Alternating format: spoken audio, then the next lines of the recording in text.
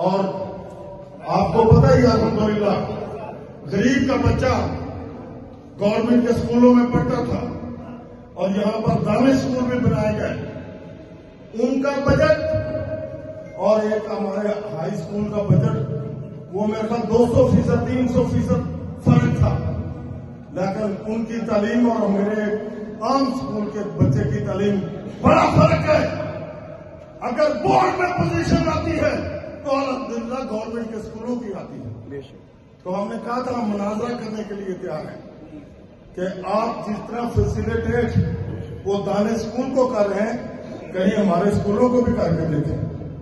ہمارے اسکول میں چوکیدار نہیں ہے، ہمارے اسکول میں نیب کاسب نہیں ہے، ہمارے اسکول میں اساتذہ نہیں ہے۔ میں اور بشیر بڑھائی صاحب لاہور کے اردو بازار کے اسکولوں میں گئے تھے، ان سے پوچھیں کسی میں 9 تعداد ٹیچروں کی 2 ملازم 1 ملازم، کہیں 15 اور کہیں میرے خیال میں 22 ایک اسکول میں 29 تعداد تھی۔ تو یہ حالت ہے اسکولوں کی، اس کو کیوں ختم کیا جا رہا ہے؟ صرف یہ این جی اوز کی اور پرائیویٹ فرموں کی نظریں ہیں کہ نگران آئیں گے، ایسے لوگ آئیں گے تو ان کی جو جگہ ہے قیمتی ہے اس پر صرف قابض ہونے کے لیے یہ ڈھونگ لجایا جا رہا تھا پرائیویٹ اسکولوں کا۔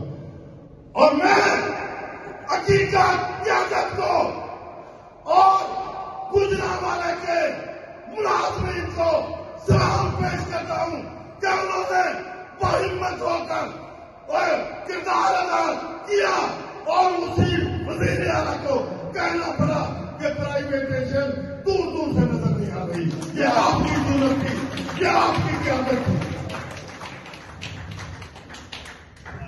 آج الحمدللہ وہ پینشن گریجویٹ فائل جو اس طرح دوڑ رہی تھی منٹوں میں کسی ٹیبل پر، وہ بھی تھوڑی سی رک گئی ہے۔ یہ آپ کی طاقت ہے، ابھی تو صرف پنجاب کی طاقت نکلی ہے اور انشاءاللہ لیو انکیشمنٹ کی بھی خوشخبری آپ جب سنیں گے۔ اور جتنا لیٹ کریں گے میں بتا دینا چاہتا ہوں گورنمنٹ کو کہ اتنا ہی ہمیں زیادہ دینا پڑے گا۔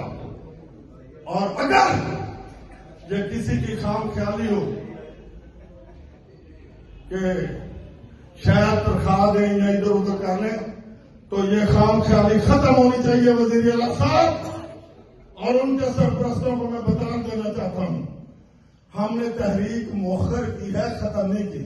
بے شک بھارت جویل سنگیڑا صاحب، بھارت جویل سنگیڑا صاحب، حقیقت کا دین، حقیقت کا دین، ریاض احمد طارق۔ اور میں 34 سال میرا تجربہ ہے، میں لوگوں کے چہرے پڑھ رہا ہوں، میں لوگوں کی آوازیں سن رہا ہوں، میں غریب مزدور کی آواز سن رہا ہوں اور